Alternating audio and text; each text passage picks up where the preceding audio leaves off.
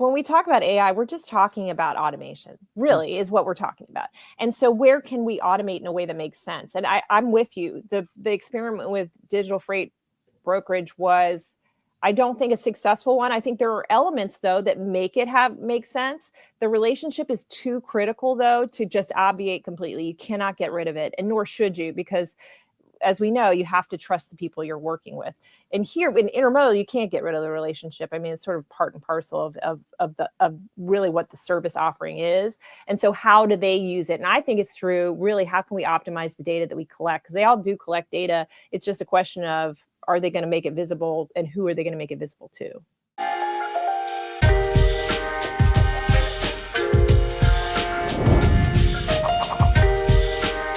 Welcome into another episode of Everything is Logistics, a podcast for the thinkers in freight. I'm your host, Blythe Milligan, and we are proudly presented by SPI Logistics.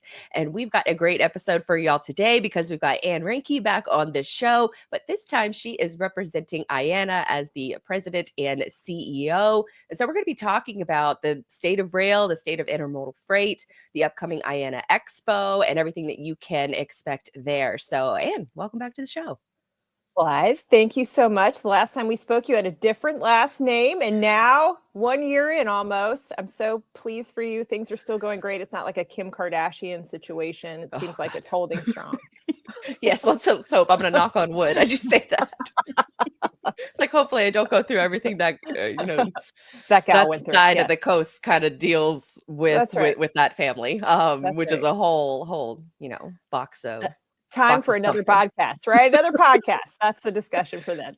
I could get into gossip, but friend of the show, Grace Sharkey, we get into a lot of California gossip on the Kardashian and Meghan Markle side of things. But we'll save that for another episode, maybe in the future. That's right. Okay, Thank you for having me back. I appreciate it. Oh, absolutely. Because we were talking before the show got started, and kind of catching up, personality wise or personal wise, and then for your side of things, you actually just recently made the jump. Tell us about going from TIA to now IANA. Yeah, so I had such a wonderful experience at TIA, and the members as well as I do. They are sort of salt of the earth, entrepreneurial folk who really invest in themselves to differentiate themselves from their competition. And it makes sense because there's 26,000 3PL/brokers in the space registered with FMCSA. And so you really have stiff competition. You have to distinguish yourself. And going from that industry to IANA, where it's far more scaled, older line industry, right? Railroads, ocean carriers, dray carriers, chassis providers, and 3PLs, it's just a slightly different feel. And I will say this, I didn't expect to be here, but IANA gave me the offer, the proverbial offer I couldn't refuse. And I suppose because I was in the rail industry for so long, it kind of infects you. It's like a contagion and you can't get it out of your blood system. So I'm back and I'm having a delightful time so far. Yeah, because you spent, I think 16 years at CSX? That's right. And 16 years of like dizzying heights and plummeting lows and everything in between. It's never boring. It is never boring, as you know, in logistics, and it's certainly never boring in the rail industry. Now, I've heard you say that a couple times in interviews for prep for this. I'm curious because intermodal, coming from the asset-based 3PL side of things, intermodal was like a small department in the office and no one really kind of talked to them. And I feel like maybe that's a little bit of a larger perception among like the I guess the brokers and the carriers side of things outside of the drayage operators, of course. Why does maybe intermodal have a little bit of a lower profile, I guess, as awareness is concerned? Yeah, I think there's a lot of reasons for that, and many of which I'm sort of focused on to try to change. But one of the reasons I think is it does seem complex, right? Because when you connect with a carrier, you know that carrier is going to go O to D, orange is destination, right?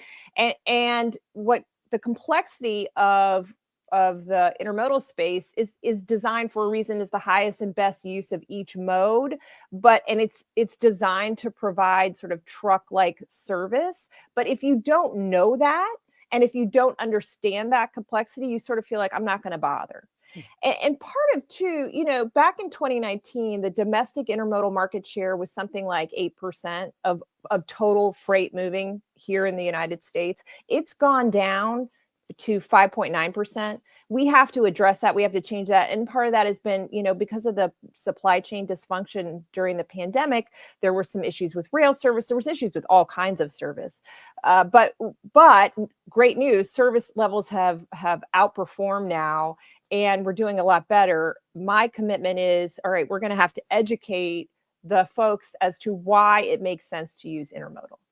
So let's talk about that. Let's talk about why it makes sense for intermodal. If you had maybe shippers that are listening to this, what would be, I guess, the selling point to them? Sure. So a couple things. One is that if we talk about, and I'm not going to wade into the debate of whether there is a driver shortage or whether there is not, because Lord knows you're going to get calls and letters and all kinds of things. But let's just say this, that there are fewer drivers out there who want to go long distances, right? As we're seeing sort of the aging population, the folks who are coming into the trucking space are really interested in more of the short hauls, those that don't take them away from their family for long. Well, this is why I say highest and best use. The railroad can go long distances with great volumes of commodities at a pretty, fair to low price. And we don't have to worry about the capacity needs or the concerns about whether or not there's a driver out there for you. We're not taking trucks out of the equation because they're there on the last mile, first mile, nor are we taking, when it comes to international intermodal, ocean carriers are a pivotal part of that.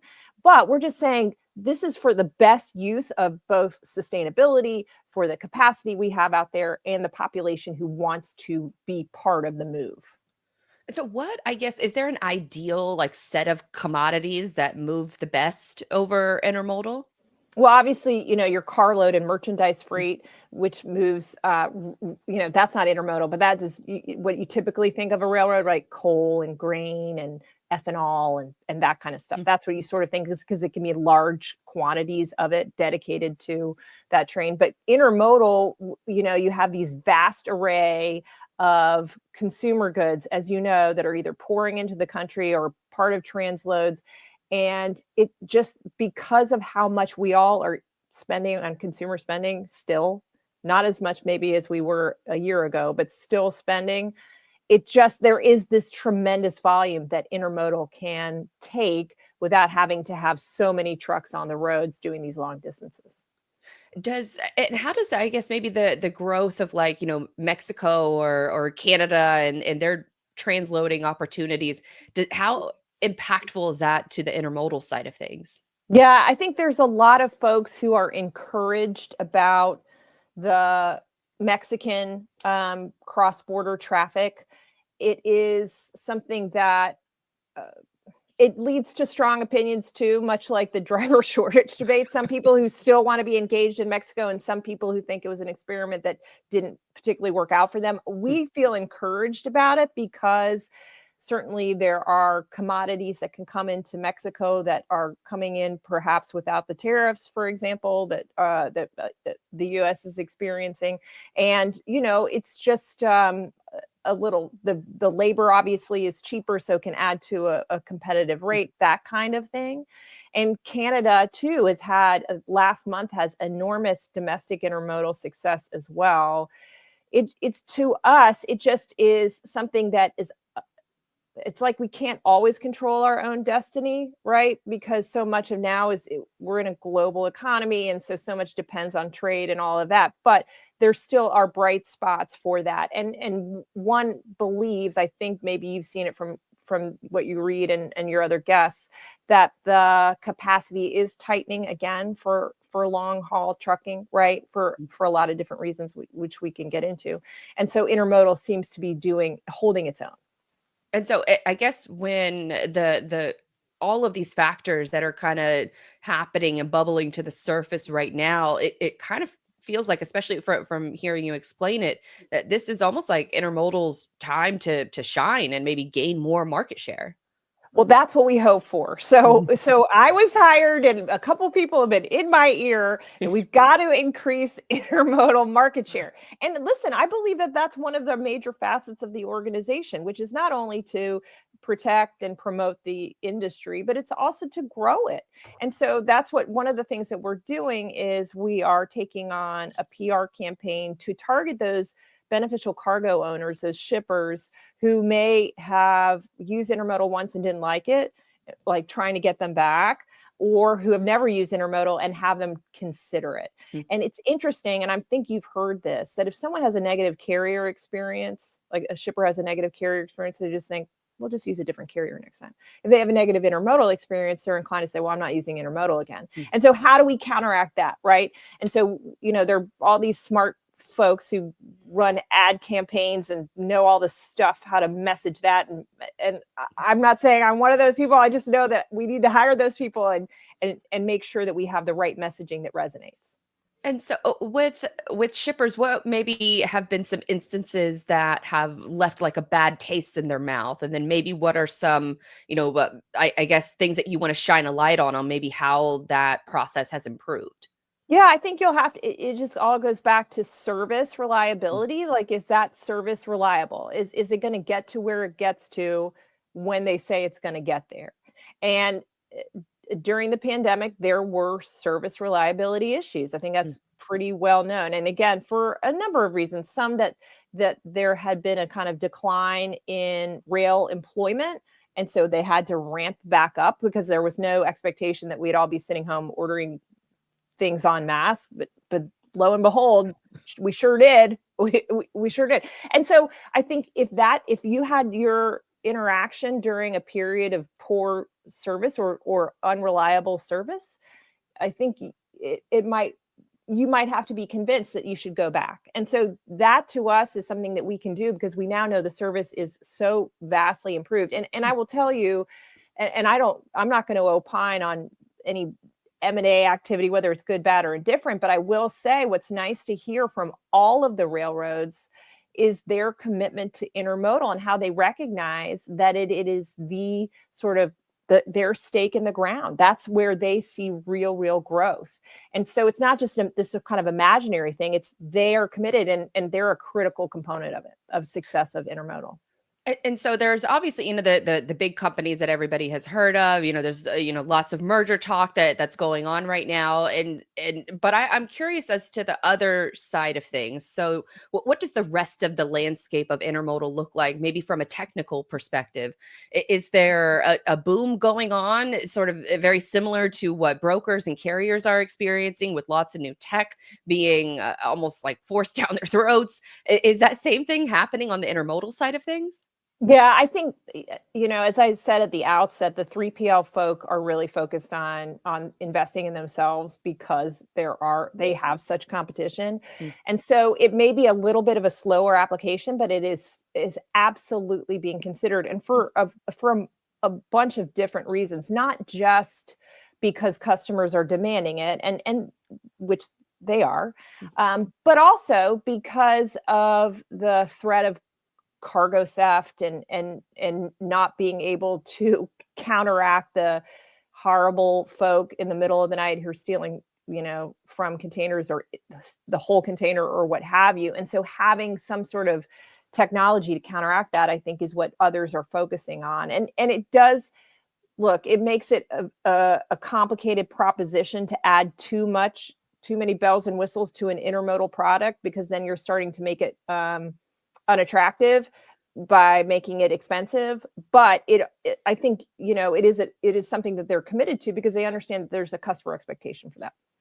And so for, I guess, maybe some of that technology is what, like tracking inside of a rail car, or how does that, I guess, that work? Is that the responsibility of the CSXs of the world, or is that responsibility on whoever owns that box?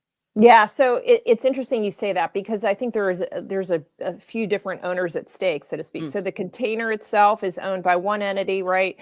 And the actual beneficial cargo is owned by another entity, and then it goes on to, a motor carrier and a chassis and railroad. So it is complicated in terms of responsibility. That being said, as part of that kind of overall service package, you can have those discussions with the beneficial cargo owner and the container owner to say, here's what we think would be best. Is it like the best kind of seal, for example? Here's why having the best kind of seal makes sense. It may be slightly more challenging to open, but that's for your, people at the warehouse at the end of the line, but that's actually good. That's optimal. We want it to be challenging to open because of all the things we were talking about with cargo theft and everything else. And so, yeah, I think it has to be part of the larger discussion and really an education process so that the cargo owner can say to the container folk, this is what we would want, right? And make sure that there is an understanding as to what the benefits are of that. Now, when I think of cargo theft, it mostly goes to like the trucking side of things, where a driver is nefarious and he picks up a load and takes it to a warehouse that he's working in cahoots with, and they all kind of sell the merchandise that's inside, and they're all kind of in on it.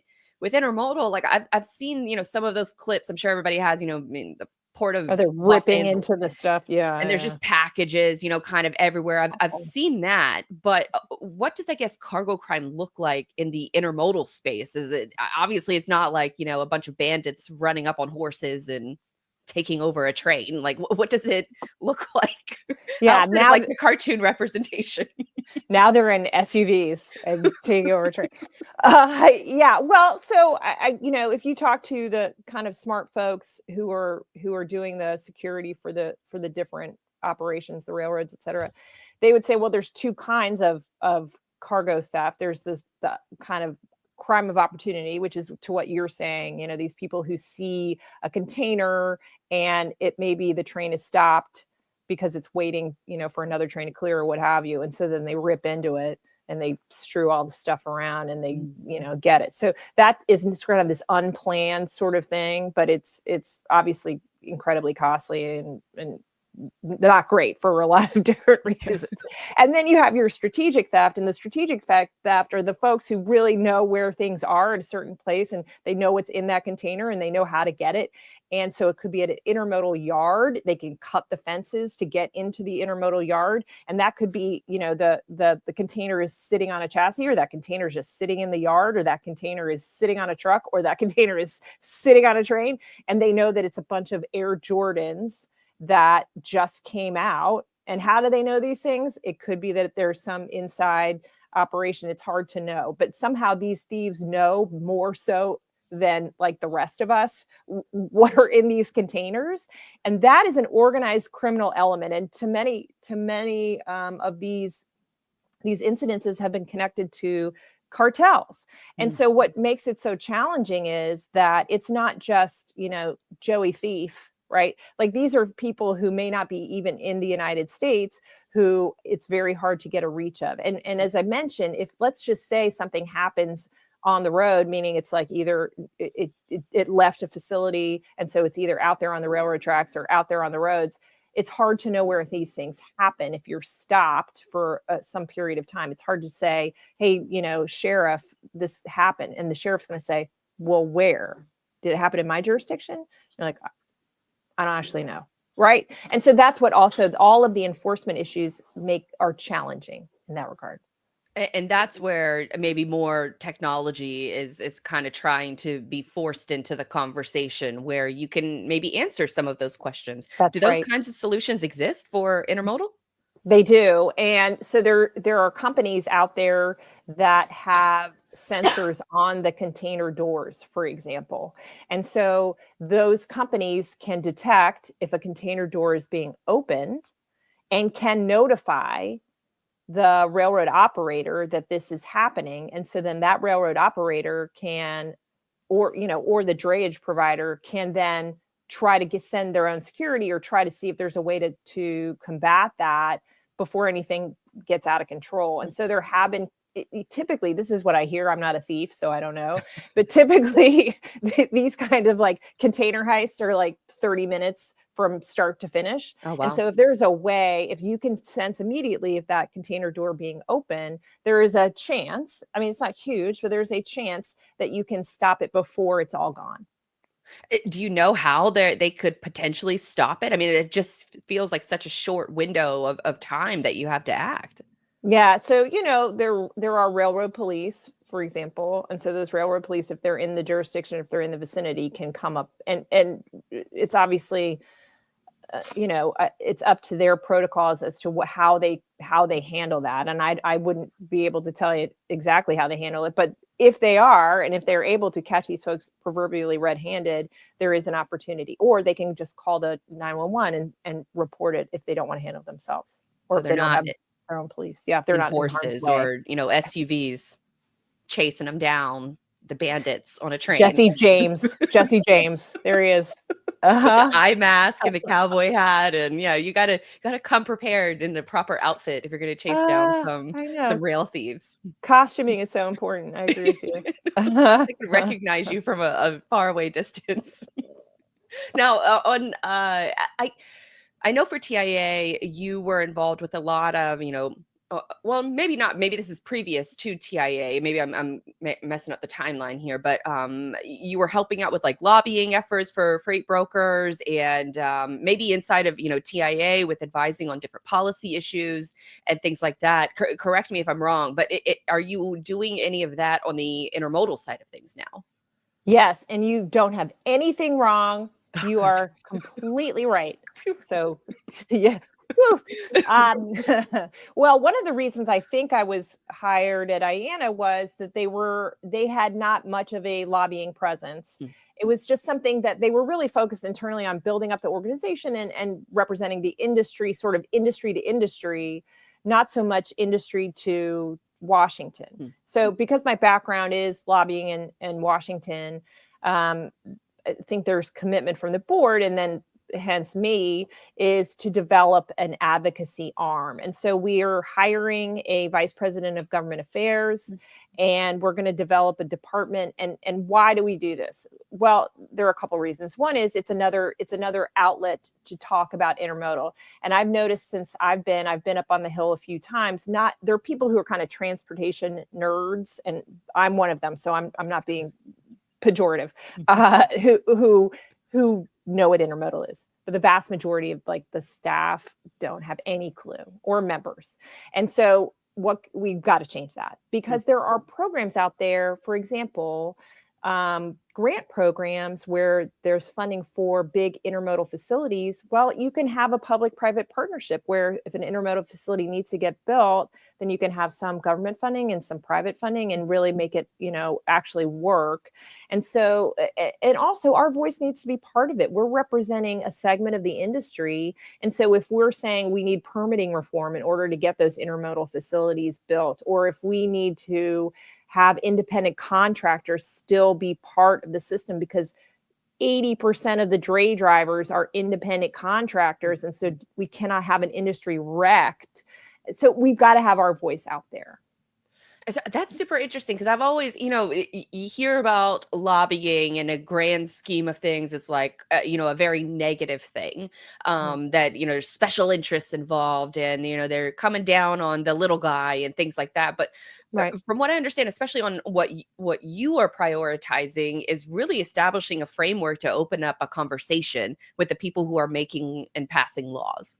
Yeah, I mean, I'm sort of a holy roller on this issue, which look, I get that there is a negative perception of lobbying, because you feel like, well, if those, these fat cats can do it, they're shutting out the little guy. But really, as an American, it's your First Amendment right. And let's think about the 535 members of Congress. Do you think they possibly could understand intermodal? They've got all of these people in their ears, right, talking about God knows what. Whether it's China, whether it's, the name of the commanders. No, I'm kidding. Whatever the issue is, they can't possibly know everything, right? And so who's going to tell them? Is it going to be us who actually know what we're talking about? Who's going to tell them? Or is it going to be somebody else who's going to be like, here's why intermodal stinks, right? And so we have to be up there. Hmm. And it's not that it's like we're not doing anything other than educating. Honestly, we don't have a capacity to do anything else. We just have to educate and get to know these folk and say, here's what you may or may not know, and here are some constituencies in your district who you can talk to find out more. Oh, interesting. Okay, so the process of setting that up is, hiring somebody in charge of government affairs, and then what is their next step after they're hired? Is it, making relationships? Is it kind of shaking hands and making introductions? Like, what does, I guess, that day-to-day job look like? Yeah, that person's going to have a lot of me breathing down their neck and them just constantly having to do stuff. So yeah, they will. A job. So, the job. Yes, I don't want to get too kind of granular really, but so there are committees of jurisdiction, right, that deal with transportation issues. And so those members are supposed to be kind of the specialists for the Congress. So there's on the House side, there's a transportation and infrastructure committee. Well, the first thing you want to do is get to know all those people, because those are the people who are dealing next year. They'll be dealing with a surface transportation reauthorization bill. And so what is in there that either hurts us or could help us? And so you got to get to know all of those folk. And the next people you need to get to know on the Senate side, Senate Commerce Committee, you got to get to know all those folk. But you also need to get to know all the members, because we are a diffuse group, right? We represent all these different modes and the ports and everybody, but we can all align on the supply chain and what's critical about that. And so get to know all those folks too. So yeah, this person's going to have a lot of stuff to do. A lot of peopling, it sounds like. Well, yeah, but that's how this is the thing about lobbying, like most things, it's like sales. It's like a sales job. And so how does sales succeed? Well, it's targeted relationships, right? That's super interesting. I guess, going back to my earlier comment of what you kind of hear about, lobbying is almost like the boogeyman, but it's, from what you explained, it's just really relationship building and then being able to educate them appropriately on the realities of the industry. That's So right. I wonder, if you are, maybe hiring somebody that is in that role, what are some of those key pressing issues that's affecting intermodal right now? I believe AB5, California's AB5 bill is one of the bigger ones because it impacts owner operators. And then, as you explained, owner operators are what, 90% of drayage drivers? 80%. Yeah. Oh, wow. Yeah. So the big issues are, I mentioned this surface transportation reauthorization bill. That's a next year deal, but it's a big one. It's a really big deal because that's where it doesn't happen, but every 5 to 6 years. And that's where all these grant programs are authorized and eligibility for the grant programs. Also, they'll have things about permitting reform and project delivery reform, things like that, which can really expedite projects being built. And they'll have some other things that could affect us. And so we've got to be part of that discussion. So yes, then independent contractor, it's on the federal level, there has not been activity other than there's some legislation that would attempt to preserve it, which we're supportive of. But as you know, California has had AB5. Now New Jersey is looking at regulations that essentially would effectively end the independent contractor from existing. And so, yeah, that's another thing that they're going to have to work on as well. And then there are always these sort of nits and gnats. Cargo theft, there's legislation that would perhaps not solve the problem, but would address the problem. So we're supportive of that. And then, these other things that could happen, rail regulation, for example, or anything affecting the dray driver, all of that stuff is something we need to be on top of. What is their argument against sort of the independent contractor, California and possibly New Jersey? Well, I don't want to be cynical about it. The cynical person, not me, would say that it is an attempt to address a declining union population. But that's a cynical person. What I would say is that it is their contention that some people should be considered an employee. For all intents and purposes, they are. And so the employer is getting out of paying healthcare and all the stuff. And Taxes. so, right, exactly. And so what our contention is these folks are an independent contractor for a reason, because they want to be in business for themselves. It's not like they're being duped into it. There's not some sort of power struggle or leverage that is unfair. It is someone who wants to be a driver for himself. He or she has bought a truck, bought 2 trucks, bought 3 trucks, what have you, and has their own business. They are not interested in working for somebody else. Perhaps they've already worked for somebody else and they didn't like it. So it's kind of one of those things where it's like, I don't think you should think you know better than the person who's actually in that position.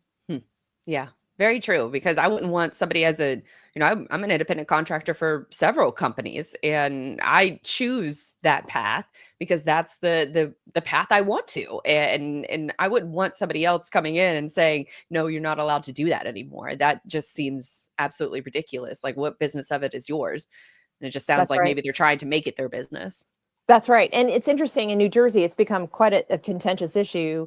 What's fascinating is you don't even realize, like you just said, you're an independent contractor. It's fascinating how many other entities, like hairstylists and hair braiders and, IT professionals and all these kinds of industries that you don't like, freelance writers, you don't even think about as independent contractors who are lobbying against this regulation because they think, what are you doing? This is my livelihood that you're affecting. Right. And it's like, as an independent contractor, I pay taxes, and probably more taxes than, the employer would pay, but maybe they get it a little bit more automatically if you're a W-2 employee versus trying to rely on, I guess, the independent contractor to know what to pay. I'm just thinking outside the box here, but Yeah. Yeah. I still pay taxes and I probably pay too much. So Yeah. Right. Don't we all? That's conversation right. for, I know we For have, another day. I know, right. We'll have So it in the, April. We'll have it in April. right. So we'll have all of those conversations along with, the Kim Kardashians of the world, and we'll table those for a future discussion. I can't Truck wait for driver it. It's shortage, Kim gonna be Kardashian, and so good. independent contractors. Okay, so let's talk about what maybe your day to day looks like at IANA. You mentioned raising the profile, getting more, hiring a person in charge of government affairs. Are there any other aspects that you are focused on for that association? Yeah. Well, absolutely. So a couple of things. I was just in the Dallas Fort Worth area over the last 2 days, meeting with members, critical members for us, not just members, but also universities. We have a scholarship program with different universities where we provide the university some funds for them to give to students interested in supply chain education. So that's the next generation of folk. Obviously, we all get concerned about, are there going to be enough people to replace those retiring? And so that's one way to address it, right? To make sure that they're at school studying all about that, and that we can be supportive of that. And so why am I making a big deal about this? Because my predecessor she was in charge for 27 years. I mean, that's Wow. amazing, right? And she was really strong and great and did all the right things. But, after 27 years, do you feel like you need to go out and meet members? Probably not, right? You've met them. So, but Probably they several have times. probably several times, 1,000 times over.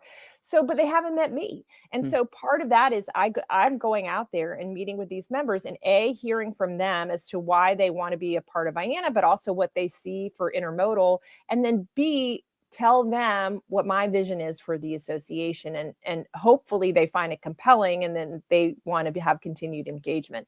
I think that is such an important piece of being an association head, is you can't just sit in your room and talk to yourself and think you know what you're doing. And even if you talk on the telephone, I sound like I'm 1,000 years old. Jesus. But anyway, you know what I mean? Even if you're talking on the phone, or Zooming, it does not replace getting out there and meeting people where they are. Oh, yeah, that's right. Because I was listening to your interview with Joe Lynch, Logistics of Logistics, great podcast for anybody who's out there. If you haven't heard about it, you probably have. For most people listening to And this, he's such a great connector, isn't he? Yes, and for in that conversation, I think you mentioned that you were going on a listening tour on all of, is that, a major hub that you mentioned? Is that kind of the MO right now, is going on that listening tour to all the major hubs of IANA? Yeah, so I've gone to Chicago, I went to DFW, I've been down to Jacksonville, been to Charlotte, North Carolina. There's much more for me to do, obviously, but that's sort of a start. And I think I'm probably leaving out places, which is, I'm so sorry for those folks I'm leaving out because I can't remember. But I'm getting older. But but yeah, I mean they want to be reassured that their investment in IANA is paying off. Right. And rightly so. If they've been used to a certain kind of way that the association has operated over the years, and now they have a new person coming in, I'm doing the organization a disservice if I don't go out there and meet with them.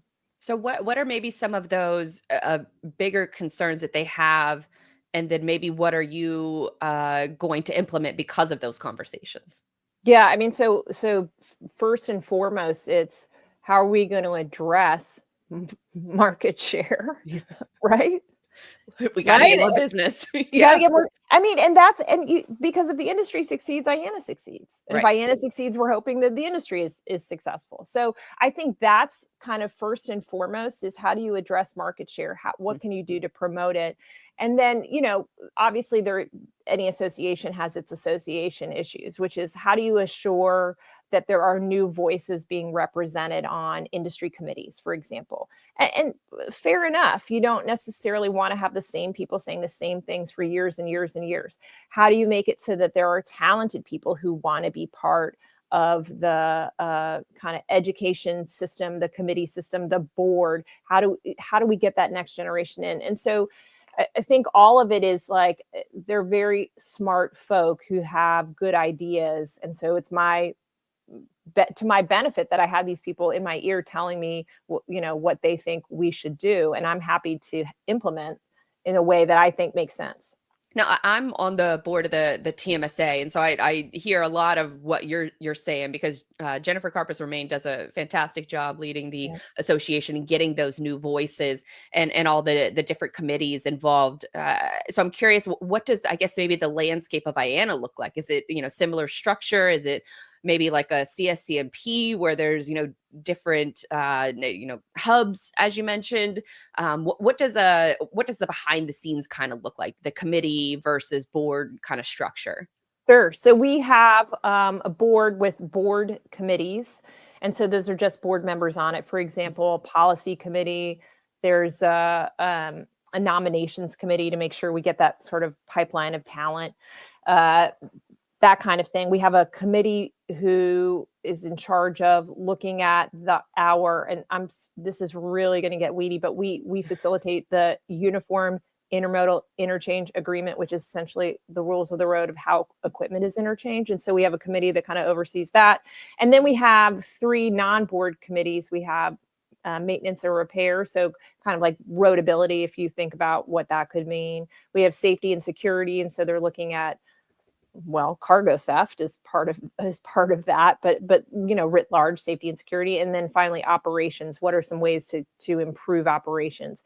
And so those folks are your kind of frontline workers who are dealing with those issues every day and have really thoughtful approaches to it. And we're trying to make sure that you want it to be vigorous. You don't want them to just have a committee where people and ideas go to die. Like, that's not helping anybody. And so sometimes you got to reinvigorate them. And so outside of the committees and the board, what does sort of the membership look like? Is it, oh, I mean, obviously it's an association for North America. So is it Canada? Is it Mexico? Or is it primarily US based? And then maybe how many members? I think I read it was like about 1,000 members of IANA. That's right. It's yes, about 1,000. Vast majority are U.S., but we have Canadian and Mexican members as well. And we're in 5 divisions, as I mentioned. So I'm going to go through them because I need to challenge myself. We have railroads. We have marine, so ocean carriers and ports. We have motor carriers. We have intermodal folk. Intermodal folk, IMCs and 3PLs, the intermodal marketing companies and 3PLs. And then we have your vendors and suppliers. So then that could include your chassis providers, as well as those who make stuff like the chassis, the containers, et cetera.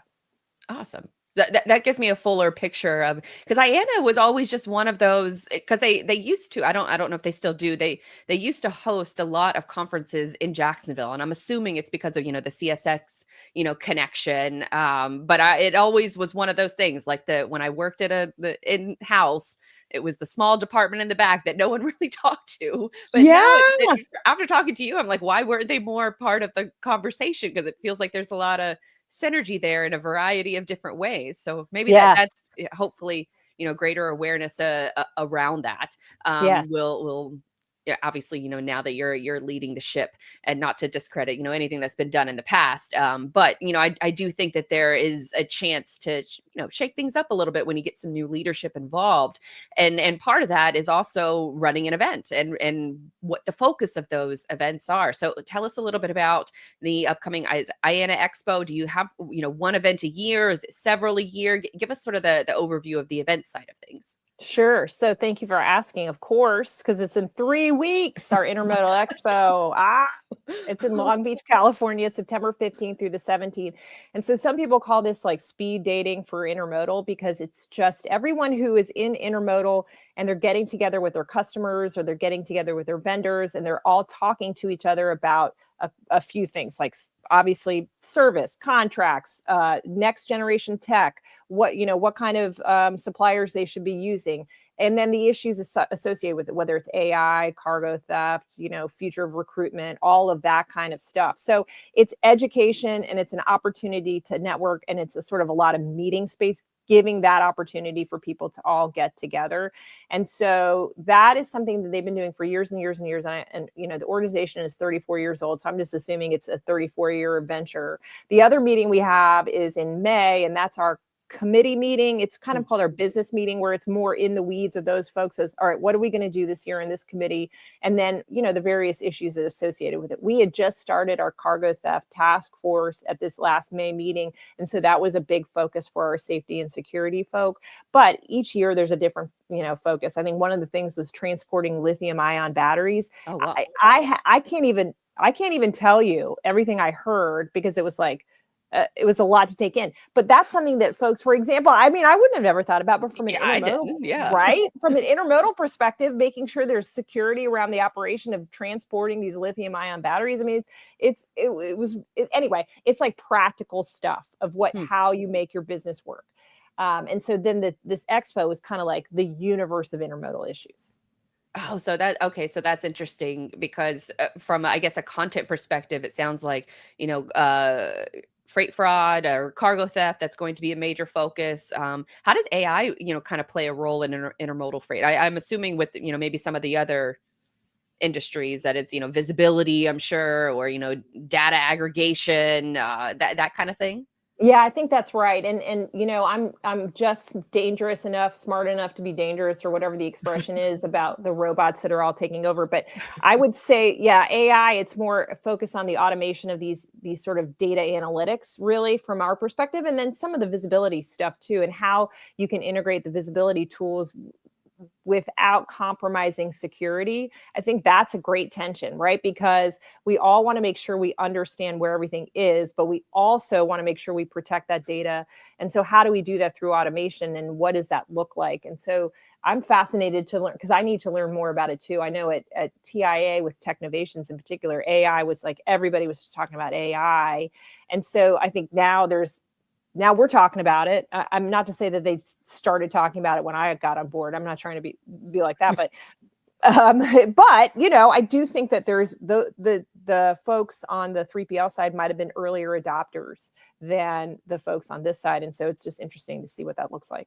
Yeah, because there's definitely a lot of room for that kind of optimization on the freight broker side of things, especially with some of those digital freight brokers that tried to make that a thing, and they kind of had to change some of their marketing and their approach a little bit differently when it wasn't as automated as I think they hoped that it would be Right. by taking the broker out of it. And it feels like maybe intermodal on that side of things was kind of a wait and see approach. And now maybe they have a little bit of a more educated guess on where some of those different technologies could make an impact or a difference into that sector. Is that a correct assumption or am I off? I think that's fair. I mean, who was it who said this? It was probably Ryan Schreiber, who's the smartest person we all know, right? Who Seriously. said something like, when we talk about AI, we're just talking about automation, really, is what we're talking about. And so, where can we automate in a way that makes sense? And I'm with you. The experiment with digital freight brokerage was, I don't think, a successful one. I think there are elements though that make sense. The relationship is too critical though to just obviate completely. You cannot get rid of it, and nor should you, because as we know, you have to trust the people you're working with. And here in intermodal, you can't get rid of the relationship. I mean, it's sort of part and parcel of really what the service offering is. And so how do they use it? And I think it's through really, how can we optimize the data that we collect? Because they all do collect data. It's just a question of, are they going to make it visible, and who are they going to make it visible to? Yeah, absolutely. All right, last few questions here, but before I move on to those, because they're kind of like more on the fun side of things, Oh, I is love fun. we're going to get to a few fun questions, but I did want to, one last chance. Is there anything that is important on the intermodal IANA side of things that we didn't already talk about? No, I don't think so. I mean, oh, actually, no. One thing, I amend my statement. So we're talking about data and gathering it. So IANA does have a data collection. We do collect data from our membership, and we have a gentleman, Larry Miner. I don't know if you know Larry. He's the intermodalist who kind of synthesizes it, analyzes it, gets a couple other sources, and puts out a portrait of, okay, where are we? Where are we looking like? What do we? Like, for example, at the beginning of the year, there was a lot of freight kind of forwarded before the tariffs. So intermodal was going great. International intermodal was going great. That's obviously cooled off a little bit, although there was more because of the suspension of the Chinese tariffs. So he's the guy who puts that all together. So we feel like one of the really good ways to continue to have IANA be part of the source of truth as it relies on intermodal data, we hired a director of economics. Larry is going to retire at the end of the year. We want to make sure that we have someone who has some continuity with him to do what he does, but also to amplify it. Is there more data that we can collect that would be helpful in, what is it, route determination, whether it's, site selection, whether it's whatever it is, there probably is more data out there that we could be actionable, that could really assist our membership. And so that is something that we're excited about too, because everybody knows they love data, and they like people who can speak authoritatively about that data. And so we want to make sure we have someone like that. Yeah, no, I remember being at a conference recently, and someone had mentioned, and God, I'm blanking on his name, but he's a host over at Freight Waves, and he mentioned about how he dives into IANA data, and I was like, IANA's an association, like what kind of data are you like? I almost I was like, are you? Yeah, like, I asked it in a dumb way, and yeah. he was like, no, he's like, they have a ton of useful data, and I felt like an idiot, and so now. Now to hear that this is like actually a smart thing, I was like, oh wow, that's okay, that makes a ton of sense. So it's Michael Bradford. So yeah, Oh, yeah. apologies to Michael Bradford for giving him a dumb look on IANA data, but now As it makes long as sense. you didn't like hang out your tongue or anything, I think it's fine. Like, not everybody knows anything. I mean, it's and again, why don't they know about it? So we got Well, to do a better job. and so that's that sounds like an important initiative that you're already kind of taking on, Yeah. and so that I think that I would be, I don't know, do you guys release any kind of regular reports, or is that kind of maybe only for members? Yeah, I think we do have the sort of, the members get the full kind of slate of information, and the non-members get some partial, if that makes sense. Makes sense. Yeah, so we release that monthly, and it just gives people a snapshot as to what, how is the industry faring. Awesome. Yeah, that's something that I'll definitely have to get signed up for from like an alert perspective. So then that way I can keep tabs on the IANA data too. So Right. There bite you my go. tongue on I on know, but those. you already have so many flying at you. I don't know why you don't have another. I know, it's like it just add one more thing to the Just have list. one more thing. No big deal. Right. It'll be Yeah. fine. My panic attacks will subside eventually. All right, so I do have a couple important last questions here. For how do you feel like the Commanders are going to do this season? They had a big year Well, last year. I got to tell you, hope actually came into our hearts last year. Those Commander fans who've had 30 years of misery, which is not to compare to the Detroit Lions and the Cleveland Browns. I get it. Jaguars too. Oh, and the Jaguars. Yes, indeed. We're Indeed. all losers. Y'all lose. But we used to be winners, Blythe, and we have been losers for 30 years, and we had a bad owner, and now we have a good owner, and we have a great quarterback, and we have a great coach. This is exciting. So I cannot predict the future, but I'm excited about that. Obviously, we just paid Terry McLaurin, and I guess he deserves every penny. We're happy for him. We've got Deebo Samuels now. I'm really excited about Deebo. Like we have a lot of great weapons, and so I'm hopeful it's a big year. I know Cowboys. My husband's a Cowboys fan, so I can just pander to they're terrible. So that should help. I mean, the Eagles are really I'm just talking about our division. The Eagles are really strong. The Giants not so much. So I think we'll be up there. That's my view. Are you, because I know when the Jaguars have, they have very brief peaks and They do. very, very deep lows. But Yeah. whenever we have our peak, that next season or that season and then the following season before reality slaps us in the face again, I'm obnoxious and nobody can stand me. And it's like I'm on top of the world because we have a 500 record for, the third time in my life. Are you maybe on the obnoxious side of things too? I'm never obnoxious. I'm a delight at all times. I don't know what you're talking about. I don't know. I don't consider myself obnoxious. Let's ask others. Let's see what they have to say. But here's the thing. We were suffering for a really long time. We deserve to be happy. We deserve it. No, I tell people all the time, if the Jaguars ever win a Super Bowl, I'll burn my own house to the ground. That's how excited I will be if that happens. I don't think you're obnoxious either. I don't care what they say. I just keep this obnoxious flag right next to the desk at all times, just in case, somebody like a Chris Jolly starts talking crap, then I can, wave the flag in his face. He doesn't know. He doesn't know. Okay. And we also, one last question. What's one freight logistics book that the audience should check out? Because we connected on the box. I know. This book. What other books maybe are logistics kind of or supply chain coded that you think folks should read? Can I just say the box? I'm drawing a blank.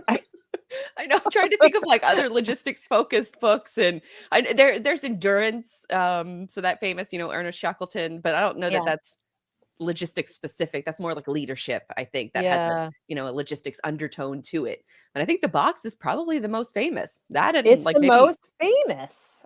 Yeah. That and what were you going to say?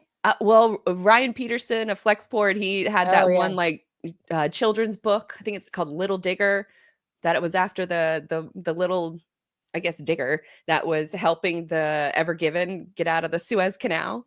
Oh my God, that's hilarious. So he wrote a book about that one. And I know there's some other like books in the works on, supply chain. I think seen a couple tweets from FreightWaves Craig Fuller that he's writing a book as well. So maybe we'll have some new book entries into the mix. Yeah. Next time, Blythe, let's talk books. Because we've got quite an array. We've got books, Kim Kardashian, the truck driver shortage, if it exists. And then policy making. So yeah, there's a lot to do. Oh my God, it's exhausting. And Kim Kardashian too.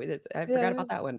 Okay, and then lastly, on a more serious note, because when we ask in our pre-show questionnaire, what are 3 strong opinions or philosophies that you believe? You mentioned that happiness is achieved through helping others. Humility means no one person has all the answers, and lastly, transparency creates trust. So how do you hope to bring these philosophies to the intermodal side of things? Yeah, so I think it starts first with building your team and having them buy into that, and I think that we are achieving that. When I started at TIA, I told those folks, I said, I believe in humility, transparency, and integrity. I think that kind of paves the way for how you run an operation, and so I feel that way because you cannot do any of these things that we're talking about if people don't trust you. And if they don't have an awareness of what you're doing, how can they buy into it? And so for me, that, and the last thing I'd say with humility is, this is not me talking. This is what we're hearing from other folk. I'm just deploying how we, the vision of how we do it. And I think that's important too, to have that success has many fathers, as they say, and failure is an orphan in the storm. So I want to make sure we have buy-in, that they understand what we're doing, and they can believe and trust in us in doing it. Well said. That's a mic drop moment. So, Anne, where can folks follow you, follow more of your work, become an IANA member, learn more about the expo and future events, all that good stuff? Yes. So go to intermodal.org. Also, there's intermodalexpo.com, which goes directly to the expo. And then I'm all over LinkedIn. Like me, repost me. Get the PR out there about intermodal. We need greater awareness around the efficiency model, and That's right. That's right. and And IANA is on LinkedIn too. It's not just me. It's not just me. Humility, we humility, humility. we will put all of those things in the show notes for folks. And then this was a great conversation. I had a whole Okay. list of questions to ask that I did not. I mean, we got to them. We covered them, but I didn't. Yeah, I didn't have to read off my notes once. So, or maybe Ah, once for the last part. That doesn't count. But you were great to have a conversation with. We'll have you back on again in the future. And thank you so much for joining us. thank you, Blythe. Enjoy your trip to Japan. Oh, thank you. Thank you so much.